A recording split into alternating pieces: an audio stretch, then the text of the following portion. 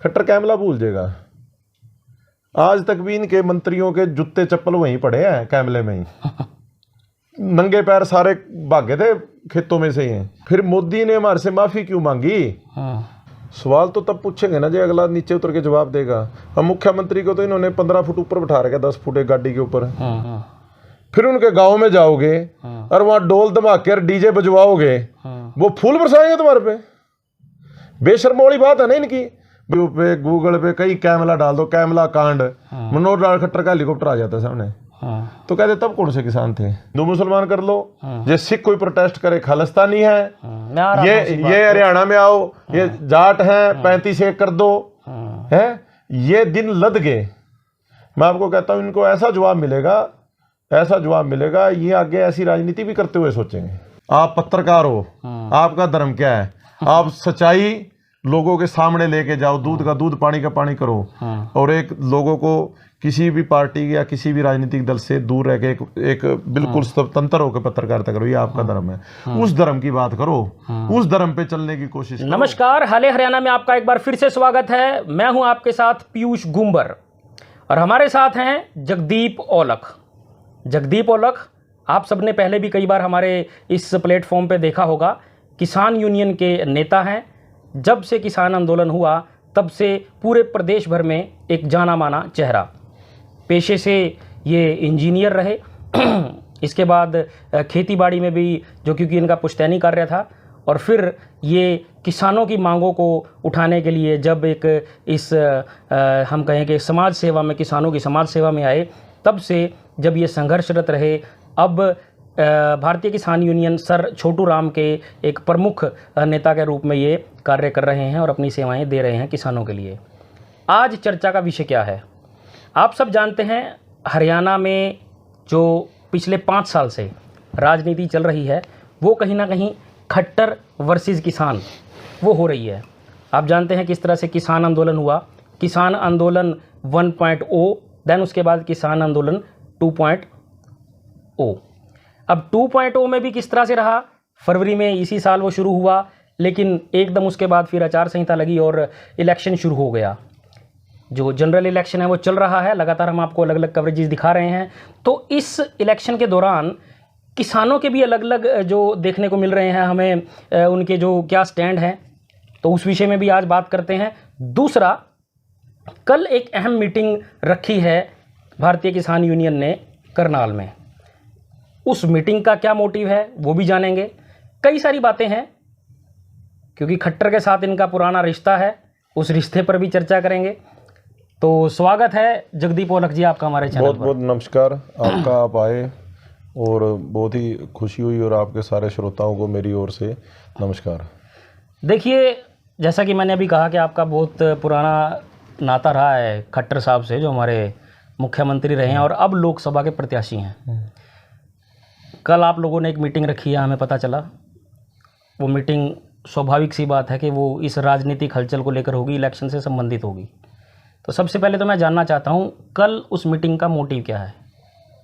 Meeting का motive ये है भी जो हमारा ex chief minister Manohar Lal Khattar, जो अपने जिस प्रकार से उसने उसका कार्यकाल रहा, विवादों से घिरा हुआ, जिस प्रकार से उसने किसानों पे जो जो उसने अत्याचार करवाए, शोषण किया, जिस प्रकार से उसने धक्काशाही की गई उसके राज में, और उसके बाद अब वो करनाल से फिर लोकसभा प्रत्याशी बना के, अब एक बार तो पार्टी ने उनको फेलियर घोषित करके, भाई एक फेलियर आदमी है भाई, इसको बदलना पड़ेगा, इससे तो खत्म होगी पार्टी।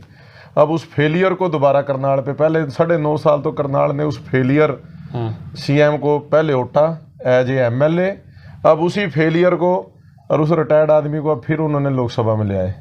तो अब उसकी वजह से अब हमारा जो सड़क की लड़ाई हमने उसके साथ लड़ी पिछले 4 से 5 साल के अंदर, अब वोट की चोट का समय है, और हम उसको ऐसे थोड़ा, उससे हमारा प्यार ही इतना है, हम उसको ऐसे सूखा थोड़ा जाने देंगे। प्यार है, हाँ प्यार है उससे पूरा। देखो यहाँ 2 चीज़ें हैं। एक तो आप लोग या हम कहें कि जो विपक्षी लोग हैं वो ये कहते हैं कि फेलियर है।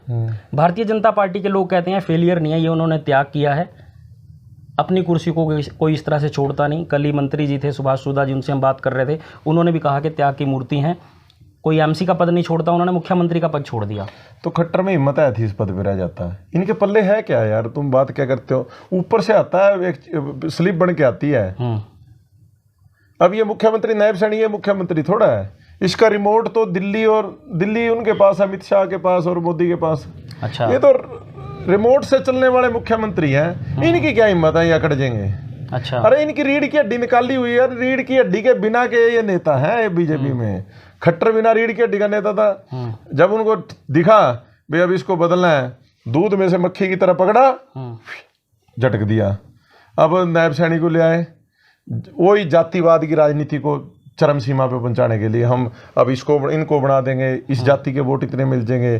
तो जो पहली जाति का सीएम था, अब वो सारे खुश हो गए। यहाँ उनकी वो इतने खुश हो गए भी आगे 100 साल तक ही वोट देते रहेंगे। ये जातिवाद की राजनीति को जन्म देने के लिए अब नायब सैनी को ले आए। जिस दिन नायब सैनी का रोल खत्म हो जाएगा, फिर दूध में मक्खी की तरह वो भी बाहर।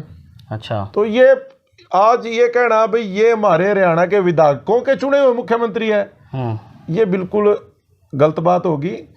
ये एक वहाँ से दिल्ली से इनकी पर्ची आती है, रिमोट है वहाँ से ये गाइड होते हैं। जिसको मर्जी है मुख्यमंत्री बना दे। मोदी अमित शाह की तानाशाही चल रही है और उनको ऐसे ही मुख्यमंत्री चाहिए जो बिना रीढ़ की हड्डी के हों, जिनकी अपनी कोई वजूद ना हो, जो कोई भी अपनी दिमाग से अपनी कोई बात ना रखते हो, उनके अंदर कोई विचार ही ना हो।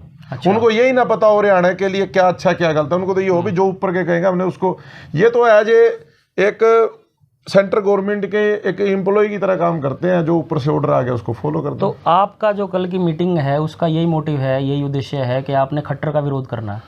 नहीं, विरोध क्या, हम तो ये कहते हैं देखो, ये एक जो इस मुख्यमंत्री जो इसका कार्य कर रहा, उस कार्यकाल के अंदर यदि हम बात करें किसानों की, या उसके बाद आप कर्मचारी वर्ग है, या हरियाणा में बेरोजगारी की बात कर लो, या हरियाणा में जो कर्मचारियों की बात कर लो, या हरियाणा में जो इन्होंने ये आईडियाँ लेके आए, फैमिली आईडी से जो प्रॉब्लम खड़ी हुई, या उसके बाद प्रॉपर्टी आईडियों जो भी इशू हैं, ये मुख्यमंत्री किसी चीज को सोल्व नहीं कर पाया। मतलब एक बंदा, एक किसान आंदोलन 2020 में शुरू हुआ, और ये मुख्यमंत्री आज 24 में इसको हटाना ही पड़ गया, पर इसके पास से उसका सल्यूशन नहीं हुआ। मतलब आपने जो ये और चीज़ें गिनवाई, आप हैं किसान नेता, आपका कंसर्न जो है, जो किसानी के मुद्दे हैं उन तक होना चाहिए मुझे लगता है, या बाकी जो चीज़ें आपने गिनवाई वो भी उन सब के ऊपर भी जो है आप लेके चलेंगे? ऐसे है, हम तो सामाजिक लोग हैं, गाँव में रहने वाले हैं, हमारे साथ मजदूर भी जुड़ा हुआ है और किसान भी हैं। ये चीज़ें हम सारे भुक्तभोगी हैं। और कर्मचारी क्या कोई किसी दूसरे ग्रह से थोड़ा आ रहे हैं, वो भी हमारे ही बच्चे हैं। ये बेरोजगार हैं, वो भी हमारे बच्चे हैं। अब आज करनाल की स्थिति आपको पता है? करनाल का सारा युवा विदेश चला गया जमीनें बेच बेच के। हाँ, वो तो और इस मुख्यमंत्री ने कभी इस मुद्दे पे इसने बात भी रखी है? इसको तो लेना देना ही नहीं इस बात से। आज किसी गांव में चले जाओ आप, हम गरोंडा एरिया में बैठे हैं, बस्ताड़ा गांव से 450 पता नहीं 500 के करीब लड़के चले गए पिछले 2 साल में। पूरा बस्ताड़ा गांव का यूथ चला गया। गक्षीणा गांव में चले जाओ, बड़े गांव का जिक्र कर रहा हूं मैं, पिछले 1.5 साल में कम से कम 350 लड़का चला गया। क्यों चला गया? खुशी से चले गए। यहाँ बड़ी रोजगार की नदियां बह रही थी, वो बोले नहीं भी हमने तो यहाँ नहीं, हमने करना रोजगार, हम तो विदेश करेंगे। लेकिन इसमें मेजोरिटी उन लोगों की भी होती होगी, बहुत से लोग वो भी हैं जिनके पास अच्छा है, यहाँ पे अच्छी जमींदार है, अच्छा जमींदार है, लेकिन वो भी लोग जाते हैं। देखो 90% 95% वो लोग हैं जिनकी यहाँ जमीन कम है। अच्छा, जमीन अब जो खेती है वो जो फायदे का धंधा नहीं रही। अच्छा, अब आपको अच्छे यदि प्राइवेट स्कूलों में बच्चे पढ़ाने हैं, आपको अपना घर अच्छे तरीके से चलाना है, तो उसके अब एक सम्मानजनक उसमें कमाई नहीं रही। अच्छा, तो वो अपने भविष्य को सुधारने के लिए सोचते हैं भी जब हमें यहाँ पर तो मजदूरी करनी पड़ेगी, मजदूरी तो यहाँ भी करनी पड़ेगी, रोजगार है नहीं, पढ़े लिखे आज आप PN की पोस्ट निकाल दो, 1 लाख वहां पर आपको मास्टर, बैचलर और PhD वाले आ जाएंगे फॉर्म भरने के लिए। वो फिर यही सोचते हैं जब हमने रोजगार के लिए धक्के खानी पड़ गए हमें, या टिफिन उठानी पड़ गया, तो फिर विदेश जाके करेंगे, डॉलर में तो करेंगे कम से कम मजदूरी। तो फिर अब क्या आप लोग क्या संदेश देंगे? खट्टर नहीं तो फिर आप किसकी तरफ जाना चाहेंगे? किसको? देखो, हमारा मुद्दा कोई पॉलिटिकल नहीं है ना, हम किसान संगठन इसलिए हैं भी हम किसी पार्टी को फायदा पहुंचाने के लिए। हमारा एक प्रेशर ग्रुप है, दबाव बनाने का काम होता है। इस सरकार के अंदर हमें पिछले लंबे टाइम से हम लड़ रहे हैं, और अब भी इलेक्शन चल रहा है। किसानों पे तो वो बोलते ही नहीं। इन्होंने 2022 में कहा था आपकी इनकम दुगनी कर देंगे, 2024 आ गया, कहाँ इनकम दुगनी।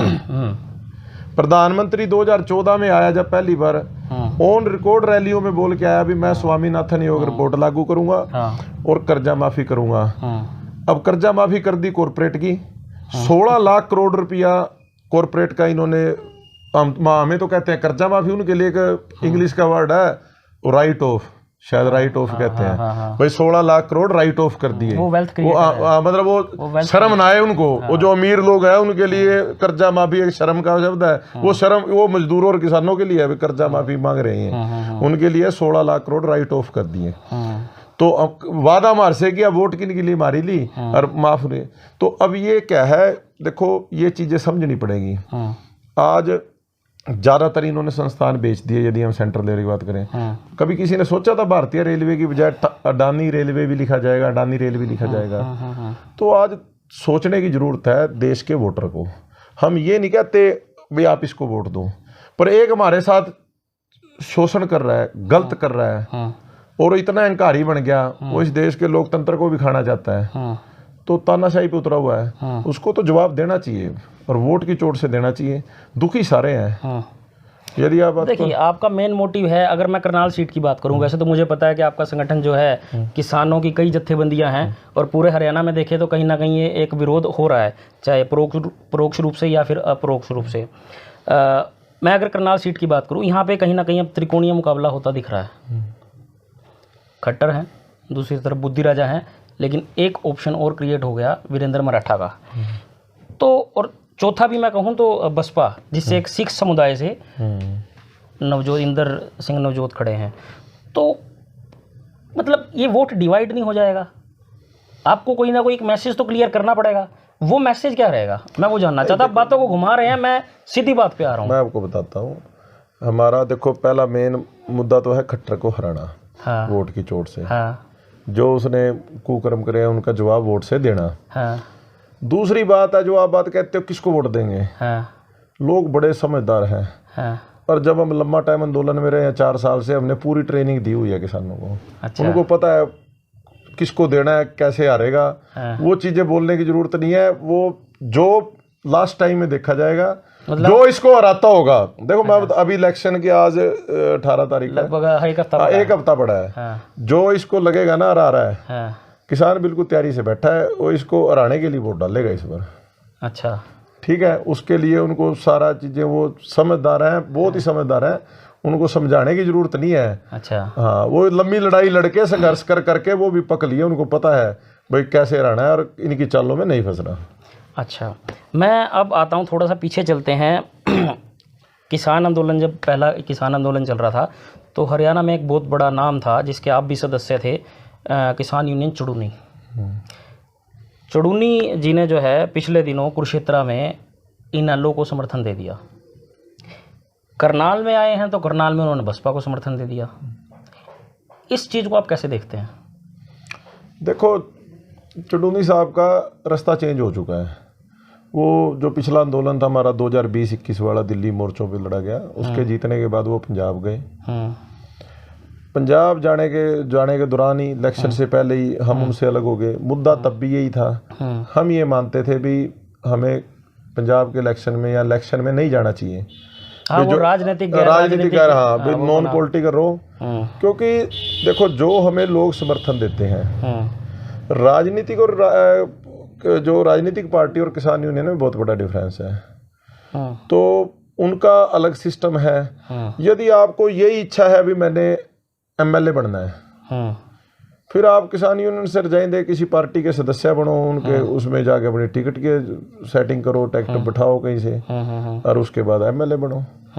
अब ये दोनों चीजें के साथ नहीं चलती। अब मान के चलो हम आज बीजेपी के खिलाफ है, कल को कांग्रेस की सरकार आ गई, तो हमने कांग्रेस की सरकार आने पे ये थोड़ा है भी सारी समस्याएं हल हो जाएंगी, राम राज्य आ जाएगा।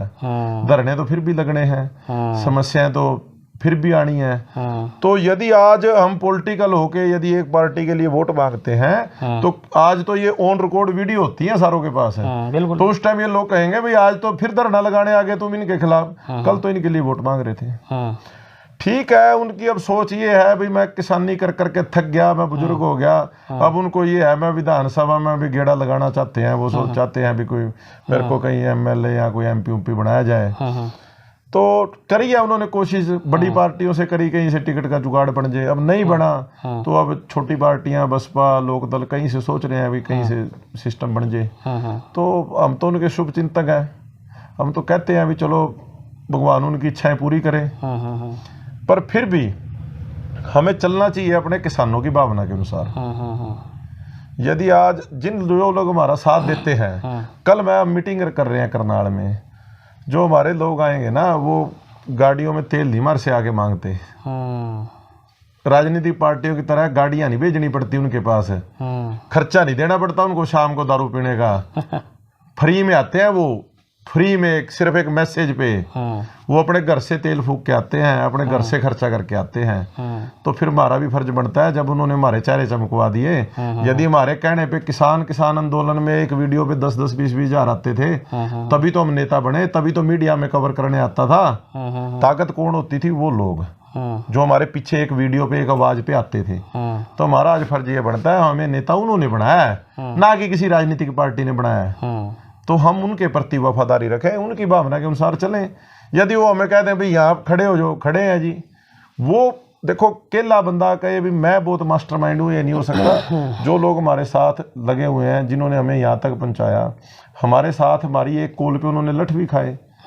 मेरे टोल पे हमारे गाँव से सुशील काजल शहीद भी हुआ। यार हम कैसे भूल जाएंगे इन बातों को? हम चलना चाहिए हमें अपने किसानों की भावना के अनुसार। मुझे एक चीज़ और बताइए, स्टार्टिंग से जब पहले भारतीय जनता पार्टी की टिकटें डिक्लेयर हो चुकी थी, अभी बाकी दलों की नहीं हुई थी, सबसे पहले सिरसा से वीडियोज आने शुरू हुए, काले झंडे, और फिर जेजेपी के साथ भी ऐसा हुआ, भारतीय जनता पार्टी के कार्यकर्ताओं कैंडिडेट्स के साथ भी हुआ।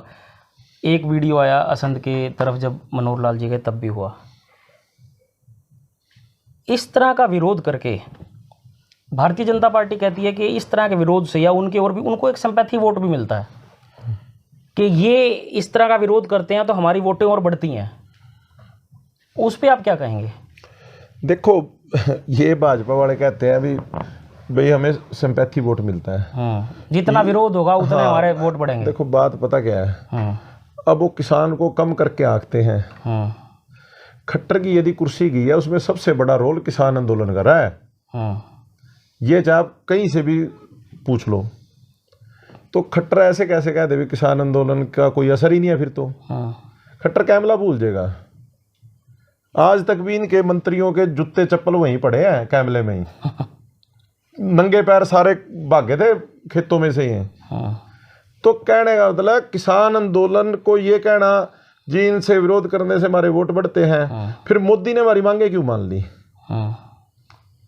फिर मोदी ने हमारे से माफी क्यों मांगी? फिर तो हम बैठे हुए थे और उनके वोट बढ़ने लग रहे हैं, तो उनको तो फिर कुछ करने की जरूरत ही नहीं है। फिर इनको किसानों को बैठाई रखो, फिर मांगे क्यों मानी गई? कहीं ना कहीं उनको तब भी लगता था इससे हमारा बहुत बड़ा लॉस हो रहा है। उन्होंने उत्तर प्रदेश जैसे और पंजाब जैसे कई स्टेटों का इलेक्शन था, उत्तराखंड का, उनको लगा था हमें लॉस होगा, देश लेवल पे लॉस हो रहा था, पूरे देश का आंदोलन बन चुका था। तभी तो उन्होंने आके 19 नवंबर 2021 को माफ़ी मांगी और कह रहा है हम समझा नहीं पाए और मैं माफ़ी मांगता हूँ और हम इनको वापस ले रहे हैं। पिछले दिनों जब आपसे मेरी बात हुई थी, आपने बोला था कुछ लिस्ट है सवालों की, गांव में जब कैंडिडेट ये आ रहे हैं भारतीय जनता पार्टी के, हम तो ये सवाल पूछ रहे हैं। वो सवाल क्या थे? सवाल तो तब पूछेंगे ना जो अगला नीचे उतर के जवाब देगा। हम मुख्यमंत्री को तो इन्होंने 15 फुट ऊपर बैठा रखा, 10 फुट एक गाड़ी के ऊपर, भाई कहीं उसके नजदीक ना कोई लग जाए। चलो हमारे इस प्लेटफॉर्म के माध्यम से ये सवाल उन तक पहुंच जाएंगे। सवाल तो यही है, जनता तो सुन लेगी। जनता तो सवाल उस टाइम हम क्या पूछते हैं उनसे। अब 13 फरवरी को जो दिल्ली कूच का आंदोलन जो इस साल 2024 में हुआ, जो पंजाब से शुरू हुआ था, शंभू बॉर्डर वाला, देखो किसान दिल्ली जा रहे हैं। अब ये मुख्यमंत्री कहता मेरा विरोध करते हैं। विरोध किस चीज से कर रहे हैं भाई? हम किस चीज से कर रहे हैं विरोध? काले झंडे दिखा के, काले झंडे दिखा देते होंगे। तो मुख्यमंत्री ने तो हमारे पे गोलियां चलवाई 13-14 फरवरी को, प्लास्टिक की, वहां पर सीआरपीएफ ने और रबड़ के ब्रस्ट और गोलियां दागी गई और 500 बंदा तो हमारा ऐसा घायल करा, किसी नौजवान की आंख चली गई, किसी के कहीं पर गोली लगी। 13-14 फरवरी को हमारा 500 बंदा घायल किया इन्होंने। अच्छा, सिर्फ किस लिए भी दिल्ली जाने से रोकना है। दिल्ली क्यों जा रहे हैं? किसानी की मांगों को लेकर। तुम तो हमारे पे गोलियां मार रहे हो प्लास्टिक की और ये रबड़ भ्रष्ट चला रहे हो, हम तो फिर भी काले झंडे से तेरा विरोध कर रहे हैं। अरे तू काले झंडे से डर गया, हम तो तुम्हारी गोलियों से नहीं डरे, और तुम्हें हमारे काले झंडों से डर लगने लग गया। हम दिल्ली जाते हैं, तुम किले लगवा देते हो सड़कों पे, हमने अपने गांव में आयो किले तो नहीं बिछाई। हर नहीं तो बनता तो ये है भाई जैसा तुम हमारे से व्यवहार कर रहे हो हम भी तुम्हारे से वैसा करें। तो ये इन्होंने जो किया है ये वो ही भुगत रहे हैं अभी। पर दूसरी बात ये आती है भाई अब ये क्या करें, बेचारे रे रबड़ स्टैंप है। इनके मन में भी यदि आए मैं कुछ इनके किसानों के लिए कुछ कर दूं, पर ऊपर तो मोदी साहब के आगे तो बोलने की भी हिम्मत नहीं है, सवाल ही नहीं कर सकते। सुनता कौन है इनकी। लेकिन उन लोगों का तर्क एक ये भी आता है कि इसमें जो है अधिकतर किसान या कहिए कि बहुत ज़्यादा किसान जो है वो पंजाब के हैं, हरियाणा के किसान तो इसमें है ही नहीं, बिल्कुल ना के बराबर है। मुख्यमंत्री से ये पूछ लो कैमला कहाँ के किसान थे जब तेरा हेलीकॉप्टर नहीं उतरने दिया, तेरी इंटरनेशनल बेइज्जती हुई। आज कैमला ब्रांड है, पूरे वर्ल्ड में जाना जाता है। कहीं भी आप यूट्यूब पे गूगल पे कहीं कैमला डाल दो, कैमला कांड, मनोहर लाल खट्टर का हेलीकॉप्टर आ जाता है सामने। तो कहते तब कौन से किसान थे? बस्ताड़ा टोल पे जो आंदोलन चला या पूरे हरियाणा के टोलों पे धरने चले तब कहाँ के किसान थे? तो ये बातें करना भाई ये तो पंजाब के किसान है, वहाँ के किसान है। फिर पंजाब के किसान थे, मोदी ने क्यों माफी मांगी, क्यों आंदोलन वापस लिए? देशव्यापी आंदोलन था। एक पॉइंट और आ रहा है दिमाग में, कल मेरी सुभाष सुदासी से जब बात हो रही थी तो उन्होंने भी ये बोला कि ये जो विरोध कर रहे हैं गाँवों में, ये एक्चुअल में किसान नहीं है, ये किसान है लेकिन ये किसी पॉलिटिकल पार्टी की तरफ से इन्फ्लुएंस किए हुए हैं, ये पॉलिटिकल पार्टी के कार्यकर्ता हैं, ये तब हमारा विरोध करते हैं। 2013 की एक फोटो आपके सामने आती होगी, आप भी जर्नलिस्ट है और ध्यान भी रखते हो। 2013 में किसानों ने प्रोटेस्ट करते थे भी स्वामीनाथन की रिपोर्ट लागू करो, जिससे गेहूं का रेट उस टाइम लगभग 1300 रुपये होता था। भाई हमारा रेट 2100 हो जाएगा, हमारा रेट 2100 करो। उसमें जिसमें भाजपा के 3 मोटे मोटे पेट वाले भाजपा के सीनियर लीडर कपड़े उतार के, वो फोटो आज भी वायरल होती है। अनिल विज, रामविलास शर्मा हैं, धनखड़। अरे तुम तो ये कहते हो पार्टियों के एजेंट है, तुम तो उस टाइम किसानों के बीच में मिलकर प्रदर्शन करते थे। तब तुम्हें सत्ता चाहिए थी, तब तुमने 2100 रेट दिखता था, 1300 से 2100 कर दो। जब सत्ता आई, जब इन्हें फिर ये माल पीने में सारे व्यस्त हो गए। अब इनको कुछ नहीं है, इनको कोई पूछे किसानों का आय दुगनी 2022 में करनी, कोई जवाब ही नहीं। इनके पास एक वोट लेने का एजेंडा है, जातिवाद फैलाओ और धर्म के नाम पर राजनीति करो, बुनियादी बातों पे हमें हमारे आगे सवाल ही ना करो। इस देश में पेट की रोटी की चर्चा ही नहीं होनी चाहिए, रोजगार की चर्चा ही नहीं होनी चाहिए, ये इनका मोटिव है। अब इनको और कुछ हिंदू मुसलमान कर लो, ये सिख कोई प्रोटेस्ट करे खालिस्तानी है, ये हरियाणा में आओ ये जाट हैं 35 कर दो है, ये दिन लद गए। मैं आपको कहता हूं इनको ऐसा जवाब मिलेगा, ऐसा जवाब मिलेगा, ये आगे ऐसी राजनीति भी करते हुए सोचेंगे। तो आप सब दर्शकों का क्या कहना है आज के इस वार्तालाप पे, कितनी सहमत है आप इनकी बातों से? चुनाव जो है करीब करीब 1 हफ्ता अब दूर है, बात हो रहा है। हाँ, क्या कुछ कहना चाहेंगे आप? अच्छा, एक हम खास करके बात रखना चाहते हैं। होता क्या है, जो हरियाणा में भाजपा आई तो इसने जातिवाद का एक सिस्टम फैलाया, उससे सारे हरियाणा को प्रभावित किया। अब यदि हम प्रोटेस्ट करते हैं किसान संगठनों के लोग, तो भाजपा ये कह देती है यार ये तो किसी पार्टी के होंगे, या ये 1-2 कास्ट के लोग हैं विशेष जातियों के, जिनका काम भाजपा के खिलाफ।